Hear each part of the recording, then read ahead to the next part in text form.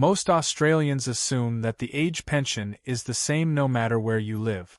Same payment, same rules, same amount hitting your bank account every fortnight regardless of whether you are in Sydney, Darwin, a small town in regional Queensland, or a remote community in the outback. And in one sense, that assumption is correct. The base rate of the age pension is set nationally by the federal government and it applies equally across every state and territory. But here is what most seniors never check and what is quietly costing pensioners in certain locations hundreds, sometimes thousands of dollars every single year. The total value of what you receive as a pensioner in Australia, when you include every payment, every supplement, every state-based concession, and every location-specific allowance, varies enormously depending on exactly where you choose to live. A pensioner living in one state can receive significantly more in total benefits than a pensioner with identical income and assets living in another state. A pensioner living in a remote area can receive an extra payment that most people in cities have never heard of. And a pensioner who moves from a high-cost urban area to a regional town can dramatically improve their effective retirement income without changing a single thing about their Centrelink entitlement. So stay with me because by the end of this video you will know exactly how your location affects your total pension entitlement, which states offer the most generous concessions, what the remote area allowance is and who qualifies, how the September 2026 changes to overseas travel rules affect pensioners who split their time, and the specific steps you need to take to make sure you are getting every dollar your location entitles you to. Welcome back to Centrelink Insider AU, the channel that makes sure you get every dollar you are entitled to in retirement. If you are new here, subscribe right now and turn on notifications because we cover Centrelink, the age pension, and every rule that affects your retirement income every single week. And share this video with any pensioner you know who has recently moved or is thinking about where to retire because the information I am about to share could meaningfully change their financial position. Now let us get straight into it. Let us start with the federal baseline because it is important to understand what stays the same before we look at what changes by location. The full age pension rates for the period March 20, 2026 to September 19, 2026 are $1,200.90 per fortnight for singles, which is approximately $31,223 per year, and $905.20 per fortnight for each member of a couple, which is $1,810.40 combined per fortnight or approximately $47,070 per year for the couple together. These rates apply everywhere in Australia. They are set federally. They are indexed nationally. And they do not change based on which state or territory you live in. That is the base. But the base is only part of the picture. Super Guide. Now let us look at the first way your location directly affects your pension payment. And this is the one that most people have genuinely never heard of. It is called the Remote Area Allowance. And it is a real, official Centrelink payment that is available to age pensioners who live in designated remote areas of Australia. If you live in an identified remote area, you may get Remote Area Allowance each fortnight on top of your age pension. The Remote Area Allowance adds up to $41.60 per fortnight on top of the pension for singles. This supports those facing higher living costs due to geographic isolation. That is $1,081.60 per year in additional payments simply because of where you live. For a couple, the combined Remote Area Allowance is higher again.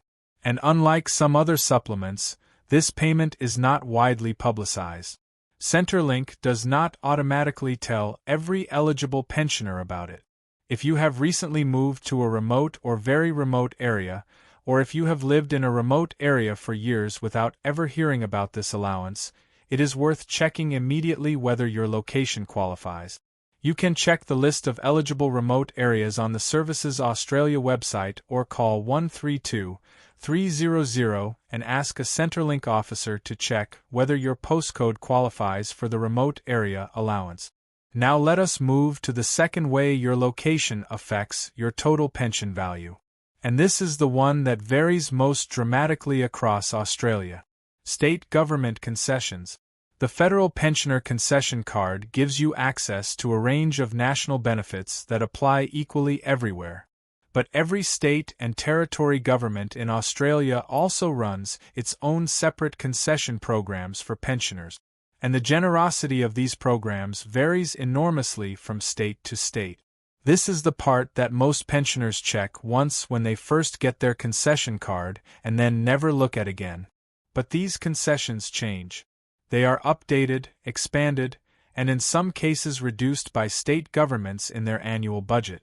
And the difference between the most and least generous states is significant.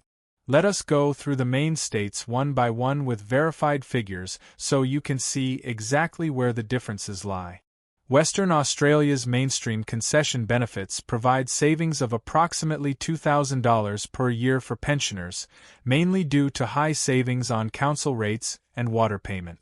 WA also offers a cost of living rebate on top of the standard energy concession. For pensioners in Western Australia, the combination of the council rate reduction, the water rate concession, and the energy rebate makes the state one of the most financially supportive for retirees in terms of state-based benefits on top of the federal pension. In New South Wales, the mainstream concession benefits can provide savings of up to $1,612 per year. The NSW government's low-income household rebate provides $285 per year to pensioner concession card holders on electricity costs.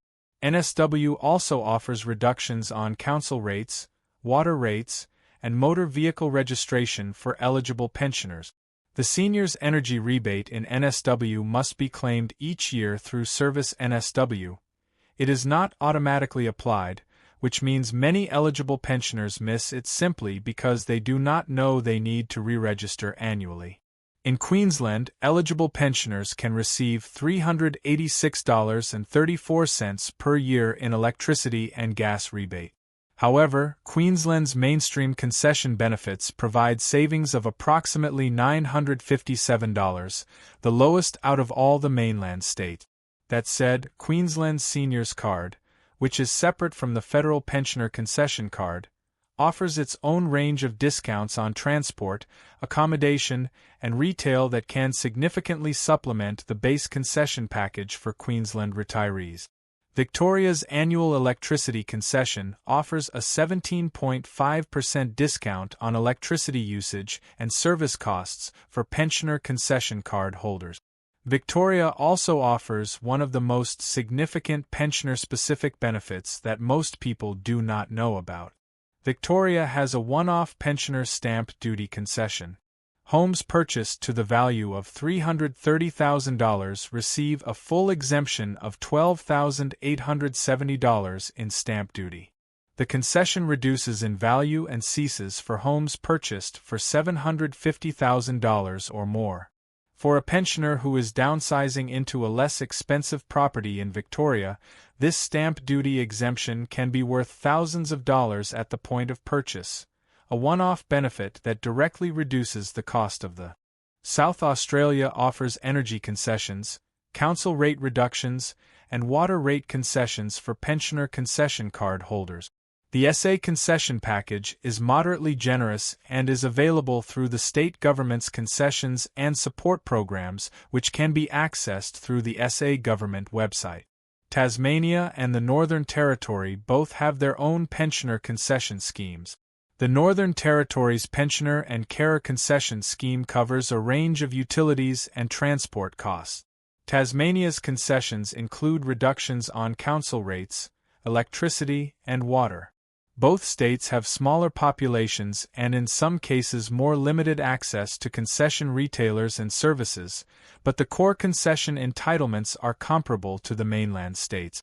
The Australian Capital Territory is worth a special mention because of a unique feature in its concession framework.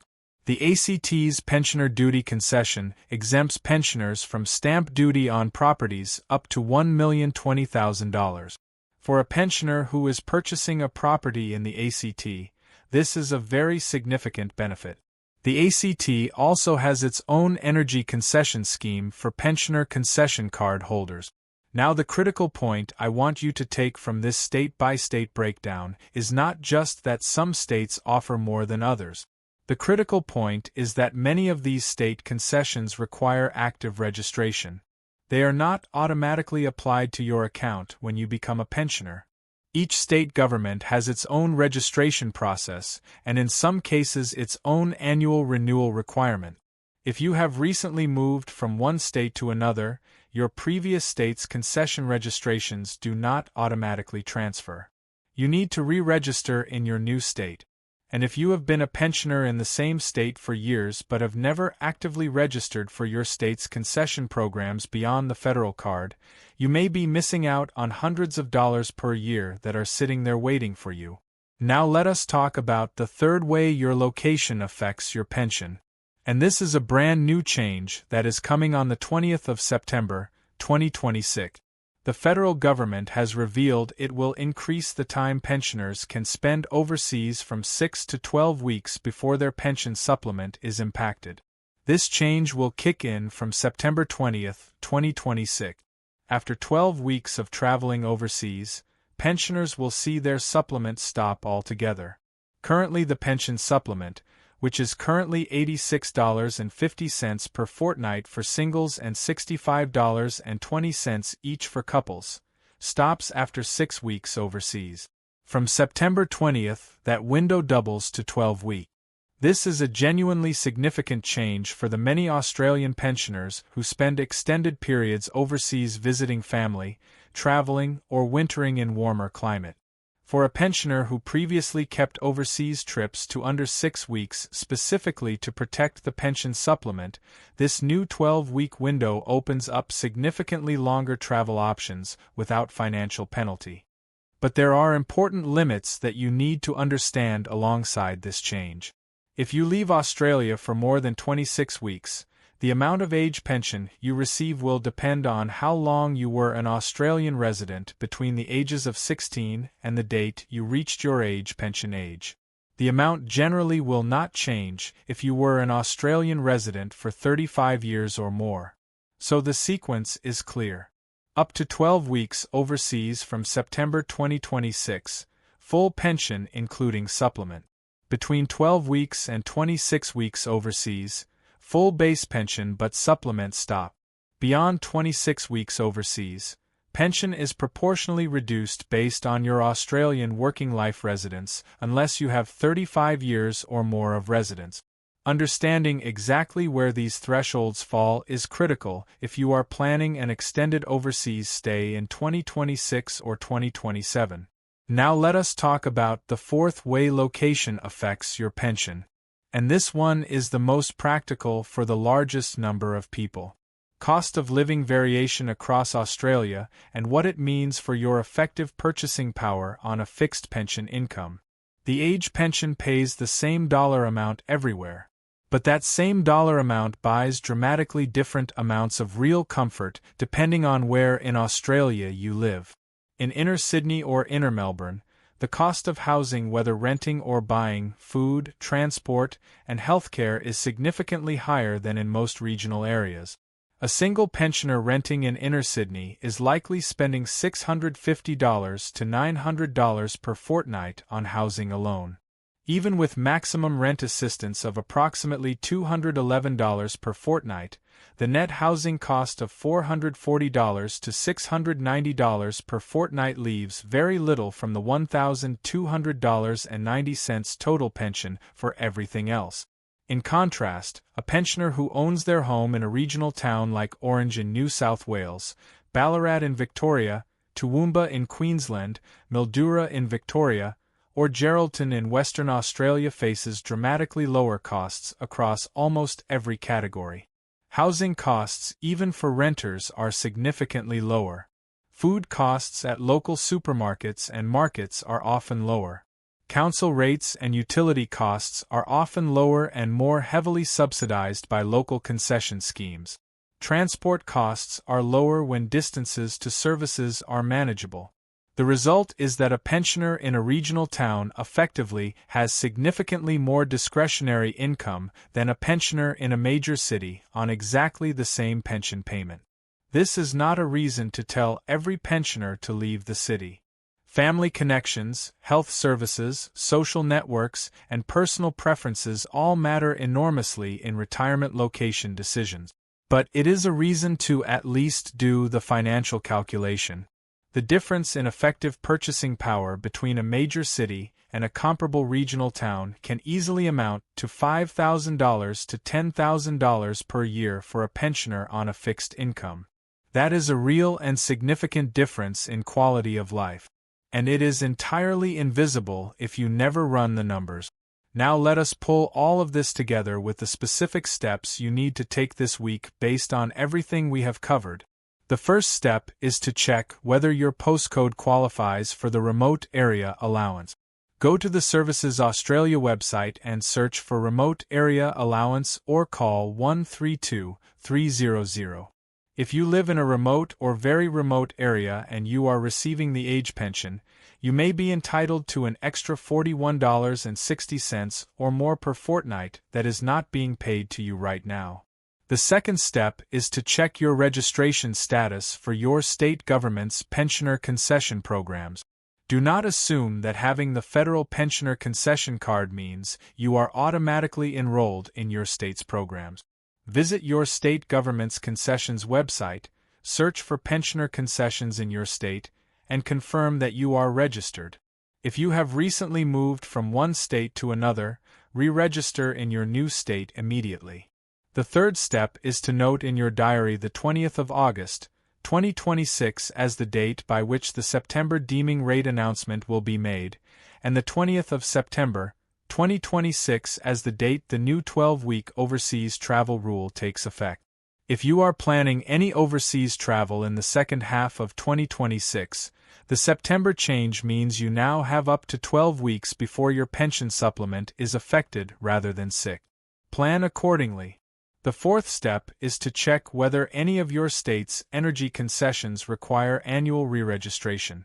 In New South Wales, the Seniors Energy Rebate specifically requires annual registration through Service NSW. In other states, certain concessions have similar requirement. A concession you registered for 3 years ago may have lapsed without you realizing it, and you may not be receiving it even though you are still eligible. The fifth step is to use the Services Australia Payment and Service Finder and the Rent Assistance Estimator to get a complete picture of your total current Centrelink entitlement, including all supplements and location-specific payments. Compare that to what you are actually receiving in your bank account. If there is a gap, contact Centrelink on 132 300 and ask them to review your entitlement.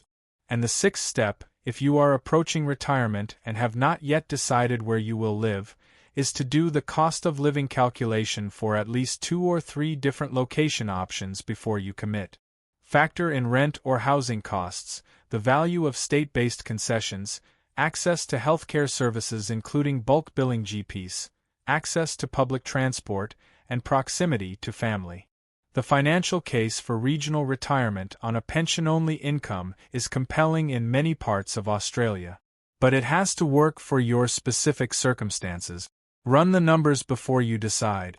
To bring everything together, where you live in Australia absolutely affects how much your age pension is worth in real terms. The base federal payment is the same everywhere, but the remote area allowance adds up to $41.60 per fortnight for eligible remote pensioners. State government concessions vary from approximately $957 per year in Queensland to over $2,000 per year in Western Australia. Many state concessions require active registration and annual renewal. The September 2026 change doubles the overseas travel window from 6 to 12 weeks before the pension supplement is affected. And the cost of living difference between major cities and regional towns can represent thousands of dollars per year in effective purchasing power on a fixed pension income. Check where you stand. Check what you are entitled to based on where you live.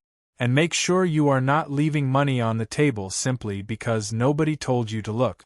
If this video helped you today, please give it a thumbs up because it genuinely helps more Australians find this information when they need it most. Share this video with any pensioner you know who has recently moved or who is thinking about where to retire because this information could genuinely change their financial picture. Subscribe to Centrelink Insider AU because we are here every single week making sure you get every dollar you are entitled to. And drop a comment below telling me which state you are in and whether you knew about the remote area allowance or your state's full concession package. I read every single comment and your questions shape what we cover next. Until next time, stay informed, stay protected, and take care of yourself.